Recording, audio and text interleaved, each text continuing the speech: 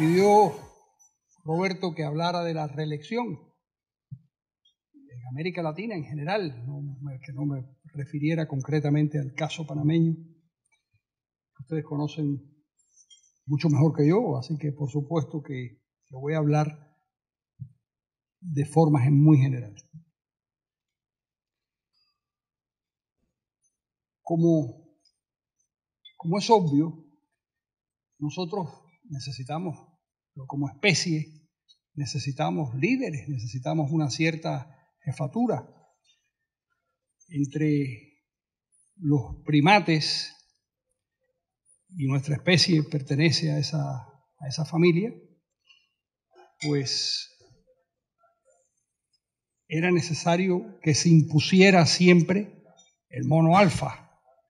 El mono alfa, que era más agresivo, que era más grande, que rugía más, que era capaz de hacer más daño, y se imponía. Y se imponía, además a veces tenía una pelambre blanca. Se supone que el peso de las canas, Roberto, todavía tú estás envidia, el peso de las canas significa autoridad, y teóricamente algunos antropólogos suponen que tiene algo que ver con esa vieja percepción de cuando andábamos correteando en los bosques. Ahora, la jerarquía mediante la intimidación tenía dos variantes. Una era la del combate a muerte. El mono alfa, con una gran ferocidad, destruía a su contrincante, lo mataba o si no lo hería severamente. Y otra, de donde se supone que vienen algunas de nuestras posturas políticas, era la batalla ritual. Es decir, en lugar de enfrentarse a dentelladas, estos primates se enfrentaban con gestos. Y esos gestos, en donde había uno que era o quizás más práctico que el otro, admitía el liderazgo del que era más grande sin necesidad de que le arrancara la cabeza. Y entonces pues había toda una gesticulación de vasallaje. Incluía la sonrisa. La risa es una manera de no mostrar los colmillos, sino la risa. Enseñar las palmas de las manos, bajar la cabeza, no mirar directamente. Todas estas cosas que todavía existen y subsisten en nuestro comportamiento forman parte de ese viejo arsenal de medidas que tenían que ver con los enfrentamientos rituales. Se peleaba y el liderazgo se establecía por tres elementos: el territorio, la comida y el sexo. El orden, probablemente el primero de todos era la comida, el segundo el territorio y el tercero el sexo. ¿Por qué algunas criaturas tienen la necesidad? No, es peor, oso más todavía. Esa cosa de la primavera que ocurre, que todo lo bueno ocurre en primavera, entre las cosas que ocurre es el asma alérgica como consecuencia del polen. En fin, toda esa manera de relacionarnos empezó a cambiar, y cambió de una manera muy drástica con el surgimiento de la más extraordinaria de las revoluciones, que fue la aparición de la agricultura. A partir de la aparición de la agricultura, del asentamiento de los seres humanos, a partir de ahí se construyó todo. Hay algún antropólogo que supone que lo peor que le pudo ocurrir a los seres humanos fue el desarrollo de la agricultura, porque a partir de ahí efectivamente vino su grandeza, pero vino su posible destrucción a largo plazo. Se llama Jared Diamond. Si no lo han leído, vale la pena leer, porque pone a pensar. A partir del establecimiento de estas sociedades, aparecieron los reyesuelos y unas castas dominantes de sacerdotes, de soldados, con los cuales se pactaba de alguna manera el ejercicio de la autoridad, y ya no hacía falta ser ni el mayor, ni el más agresivo, ni el más fuerte. Sencillamente, lo que bastaba era tener el control de las instituciones, tener el control de los soldados, tener el control de los curas, o de los curacas, o en fin, de los religiosos, y repartirse con ellos los beneficios de la sociedad, los beneficios económicos de la sociedad. Hay un extraordinario economista, premio Nobel de Economía, Douglas North,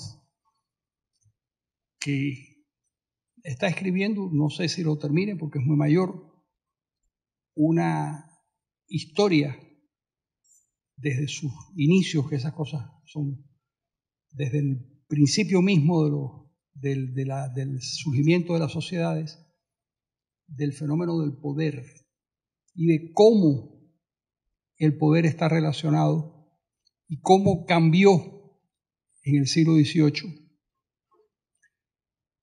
a partir de la Revolución Americana, pero hasta ese momento y hasta hoy, y probablemente hoy en este país y en muchos países del mundo, existe todavía lo que se empezó a forjar en aquellos primeros pueblos que tuvieron un reyesuelo y unas primeras castas de gobierno.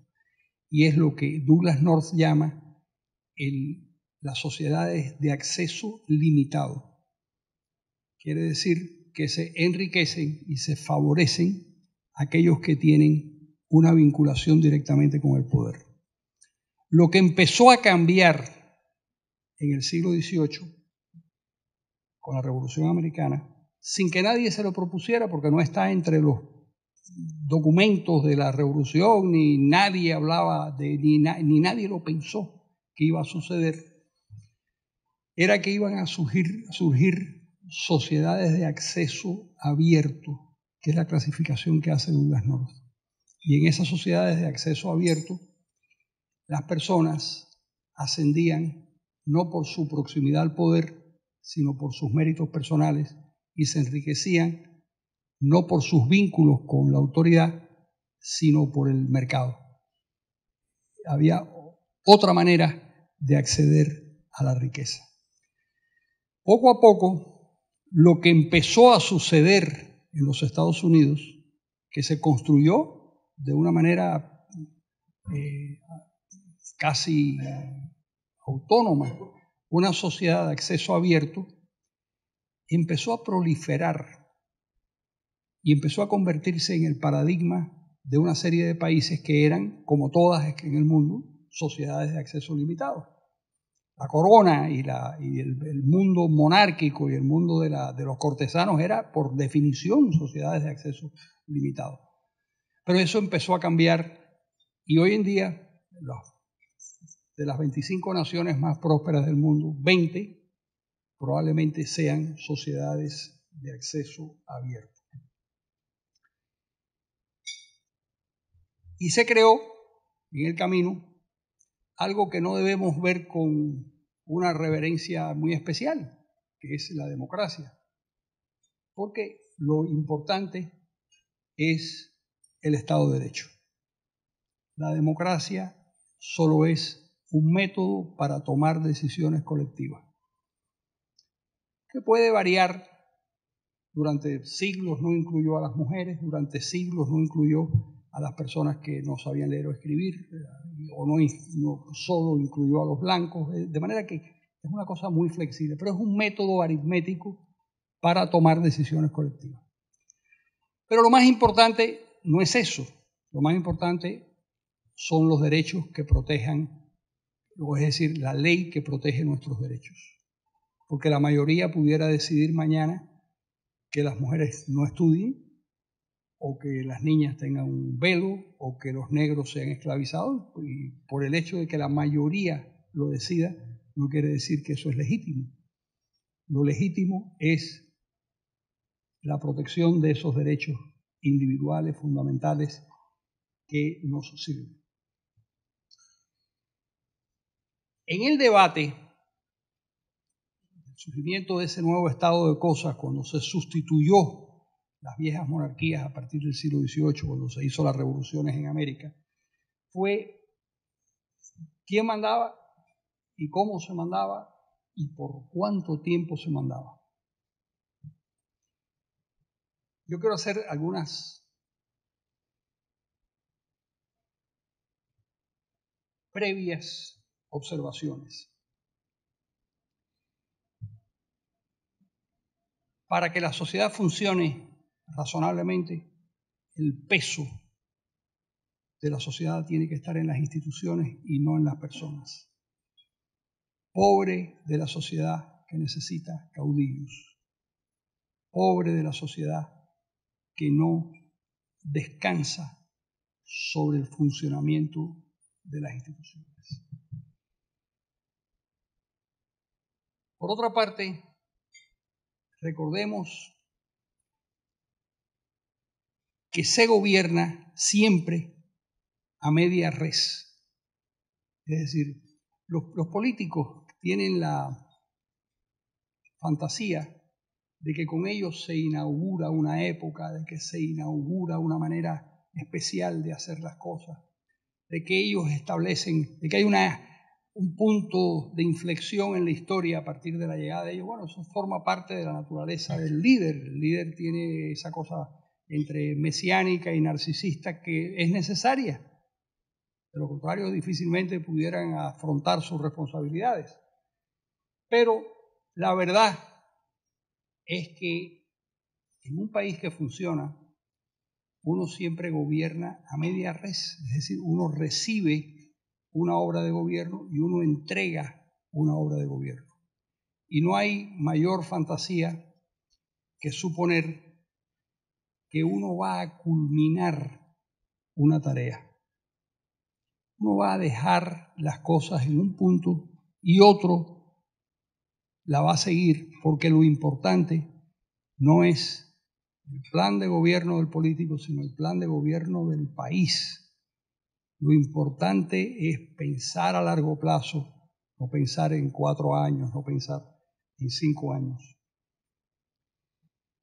Hay una frase española que me imagino que también es panameña y es de toda América Latina, y es que el cementerio está lleno de personas imprescindibles. No hay nadie imprescindible. Desde que se murió Goethe o Beethoven, por supuesto, que da exactamente igual y no tiene ningún sentido tratar de prolongar la autoridad de nadie suponiéndole una excepcionalidad que realmente no tiene. Bueno, se dividió la manera de gobernar entre el sistema parlamentario, que tiene sus características, y el sistema presidencialista. Yo me voy a referir al sistema presidencialista, no me voy a referir al sistema parlamentario. El sistema parlamentario se gobierna mientras se tiene la mayoría del Parlamento. Tiene sus ventajas. Por ejemplo, encajan mejor las crisis, porque se eliges a un primer presidente de gobierno por 4 años y a los 2 años se produce una crisis y esa crisis puede llegar al Parlamento y lo pueden sustituir y encaja, es mejor el sistema parlamentario que el sistema presidencialista para los momentos de crisis, eso es sin duda. Luego, hay una renovación permanente porque los parlamentos cambian y una persona Felipe González estuvo 14 años, pero fue un buen gobernante, pero cada vez fue menos bueno como gobernante. Y finalmente, pues perdió el poder. Hay varias, por supuesto, lo que ocurre en los sistemas parlamentarios no es lo mismo que lo que sucede en los sistemas presidencialistas. Muchas veces quienes pretenden defender la reelección acuden al ejemplo del parlamentarismo. Dicen, bueno, pero si se puede gobernar en Europa durante si Adenauer estuvo tantos años en el poder, o el propio Felipe González, que estuvo 14 años, el hombre que más tiempo ha gobernado en la democracia española, ¿por qué yo no voy a estar? Porque son cosas distintas y son sistemas distintos, y probablemente porque el parlamentarismo en el mundo nuestro sería aún más difícil, porque con perdón de Ana Matilde, que va a ser diputada y que va a hacer un gran papel en el Parlamento, los parlamentos en América Latina tienen aún mayor nivel de descrédito que la presidencia. Por lo tanto, confiarle la autoridad a los parlamentos es complicado. Yo recordaba una anécdota comiendo con unos diputados guatemaltecos hace ya unos cuantos años y unos eurodiputados, muy serios los eurodiputados, y con una gran desfachatez el diputado guatemalteco contó cómo les pagaban por las leyes que aprobaban. Les mandaban unas cajitas de madera con dólares. Y entonces la mujer de este señor, de este diputado guatemalteco, estaba sentada con nosotros y de pronto ella intervino y yo pensé que iba a increparlo. Dijo, esa ley valía mucho más de lo que tú cobraste por ella. O sea, que ella... El eurodiputado me miraba con unos ojos así, después me dijo, ¿con quiénes me has puesto? Y digo, bueno, esto es América Latina, esto es así, desgraciadamente yo no inventé esto. Una de las hipótesis es que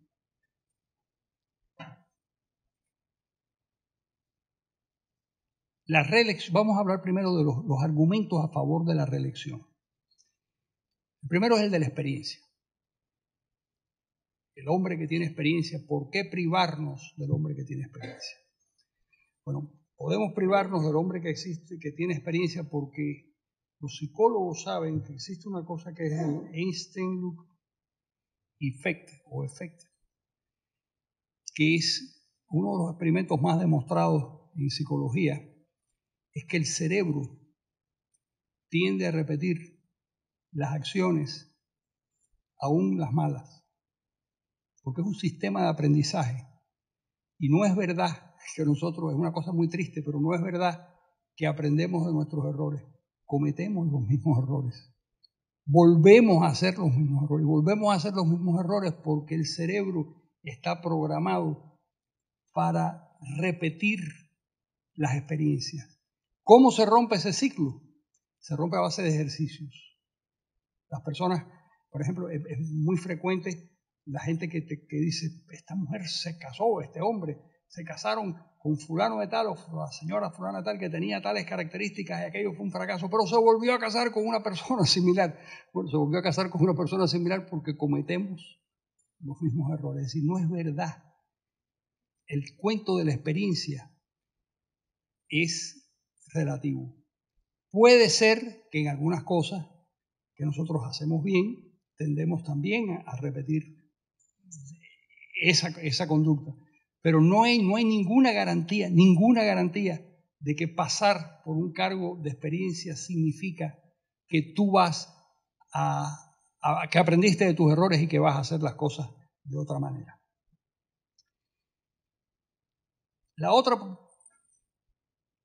El otro argumento es que es la voluntad de la mayoría. Bueno, la voluntad de la mayoría en un Estado de Derecho, uno sencillamente puede acordar constitucionalmente, de la misma manera que acordamos que no votan los menores de 18 años o que votan los mayores de 21 o que, en fin, o que los presos votan o no votan o los soldados votan o no votan, podemos acordar perfectamente que no es posible la reelección porque no es conveniente la reelección. Y después les voy a dar 7 razones por las cuales yo creo que no es conveniente. Pero ahora estoy diciendo las cosas que dicen quienes las defienden. El otro elemento es, ¿por qué no permitir la reelección y junto a ella la posibilidad de revocar el mandato de la persona? Bueno, porque eso genera unas fricciones sociales que es preferible que la persona termine su mandato, salvo que cometa un delito. Si comete un delito ya es otra cosa, pero si no comete un delito, si gobierna malo, bueno, pues para eso es la democracia, para mejorar la calidad de los procesos políticos. Yo les voy a dar los 7 elementos por los cuales yo creo que la reelección es un error. El primero de ellos es que la reelección obstruye el reemplazo generacional y la competencia entre líderes y, por supuesto, la circulación de las élites.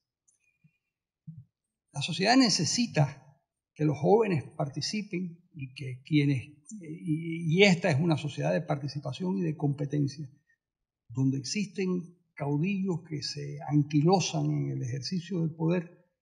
Eso no ocurre. Y no ocurre porque obstruyen ese proceso y lo que generan es una gran frustración en muchísima gente. En segundo lugar, refuerza el caudillismo frente a las instituciones. Lo más importante son las instituciones. Comentaba con el periodista de la prensa, a que ninguno de ustedes sabe quién es el presidente de Suiza. Pero no se avergüencen porque nadie lo sabe. Yo si no recurro a Google tampoco me entero quién es el presidente de Suiza. Y a pesar de eso es un liberal que debería conocerlo, pero no lo conozco. Y no lo conozco porque Suiza es importante porque sus instituciones son importantes. Porque todos están subordinados al imperio de la ley, todos están colocados bajo el peso de las instituciones y lo importante es el funcionamiento de las instituciones. En Estados Unidos también es bastante así. Yo recuerdo cuando aquellas elecciones tan reñidas entre Bush y Al Gore, parecía que el país se acababa porque se estaban contando los votos uno a uno y el estado de la Florida decidía. Y finalmente decidió el estado de la Florida por 650 votos, pero se supo después, porque fue la Corte Suprema la que decidió las elecciones. Pero lo interesante fue cómo en el momento en el que la Corte Suprema dijo se acabó la elección, ahí mismo se paralizó todo debate y todo el mundo acató inmediatamente lo que decía la Corte Suprema, porque el peso institucional era muchísimo más importante. Empezando por el propio Al Gore, que sencillamente acató lo que decía la Corte Suprema. De manera que hay que evitar el surgimiento de caudillos, y el caudillo es la consecuencia, entre otras cosas, de la reelección. Tercero, cuando se prolonga el mandato, el caudillo se va rodeando de cortesanos que lo halagan y confunden en busca de privilegios. Siempre es igual. En torno a ese poder prolongado, se construye una corte que se beneficia y el sistema se desplaza precisamente hacia aquello que definí hace un rato como una sociedad de acceso limitado. ¿Limitado a quién? Limitado a los cortesanos, a los bufones de la corte, que son los que se benefician de esto. Cuarto, fomenta, no quiere decir que no exista en periodos más cortos o en un solo periodo, pero es mucho más grave cuando la reelección lo permite. Fomenta un tipo de nociva relación mercantilista entre el poder económico y el político. Se retroalimentan mutuamente y eso facilita la corrupción. Es decir, en este tipo de gobierno, el poder político recibe recursos para mantenerse y prolongarse del aparato económico del país y al mismo tiempo refuerza ese aparato económico. Es una especie de mecanismo perverso que es corrupto por las dos puntas. Eso, de alguna manera, se limita cuando no existe la reelección. Los errores, este sería el quinto, tienden a reiterarse por el conocido Einstein-Effekt. Esto es en alemán. No solemos hacer las cosas porque estén bien o mal, sino porque primero la hicimos de determinada manera y el cerebro es una máquina que aprende y repite los comportamientos. Es muy interesante. Hace 70 años que hicieron por primera vez el experimento y cada vez que lo reiteran, vuelven a confirmarlo. No hacemos las cosas porque estén bien o porque están mal, sino porque las hacemos así. Y es una respuesta que uno suele encontrar en las burocracias. ¿Y por qué se hace esto así? Porque siempre se ha hecho así. Entonces, bueno, pero ¿está bien o está mal? Yo recuerdo que en el ejército siempre decían, hay 3 maneras de hacer las cosas, bien, mal y la del ejército. Y dice, bueno, pues cosa más estúpida esa. Pero es así. El sexto elemento. No hay duda de que los viejos gobiernos se quedan sin ideas, se van fosilizando, se resisten a las reformas y segregan burocracias calcificadas cada vez más incompetentes. Eso lo hemos visto. Si hay un mal gobernante, empieza a dar señales de mal gobierno desde el principio. Pero mientras más tiempo pase en el ejercicio del poder, peores serán sus acciones y más errores cometerá y más daño le hará a la sociedad. Por último, el séptimo, la no reelección refuerza la noción de que lo conveniente es seguir planes de gobierno a largo plazo, pensando en el país y no en periodos cortos. Vuelvo a reiterar lo que decía antes. Se llega al poder a medio camino y se entrega a medio camino porque es un viaje que no debe llegar a ninguna parte. Es una obra continua en la que el presidente es solo un factor transitorio limitado por la ley. Uno se pregunta, y aquí entramos en un terreno mucho más, si no especulativo, de opinión, ¿y cuánto tiempo debe gobernar un mandatario si no hay reelección? Yo no creo en la reelección en ninguna circunstancia. Yo creo que la reelección es mala en todas las variables. Es decir, es mala consecutiva, es mala alterna, es mala indefinida. Creo que siempre hace daño. Es mucho mejor si tuvimos la suerte de tener un gran presidente, despedirlo con honores, ponerle una banda maravillosa y sentarlo en algún lugar a ver pasar la República y a colaborar con sus consejos, pero no a convertirlo en una persona imprescindible. Bueno, ¿y cuánto es entonces el tiempo ideal para gobernar?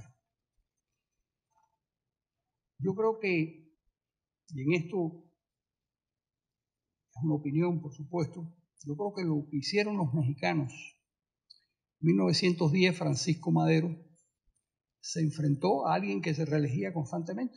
Era Porfirio Díaz, llevaba 35 años en el poder. Que había tenido periodos más o menos buenos y otros periodos malos, pero en general era un gobierno que tenía la corrupción natural de un gobierno de 35 años. Estaba podrido. Y el grito de Madero fue voto o sufragio efectivo y no reelección. Bueno, a Madero le costó la vida y qué sé yo, y finalmente se logró. Yo creo que la fórmula mexicana de los 6 años, y adiós muy buena, señor presidente, es preferible. Y entonces se dirá, bueno, pero es que el PRI no es ejemplo de nada. El PRI gobernó 71 años y fue un desastre, porque lo que hizo fue transferir del caudillo al partido todos esos vicios que nosotros hemos mencionado. Es muy posible, pero hubiera sido peor, como fue peor Porfirio Díaz, si se gobierna indefinidamente y si hay reelección. Pero esto nos lleva a lo que va a ser, de alguna manera, la parte de la reelección, de la reflexión final. Los países que se gobiernan bien, los países escandinavos, por ejemplo, son los países que yo creo que son los mejor gobernados del mundo.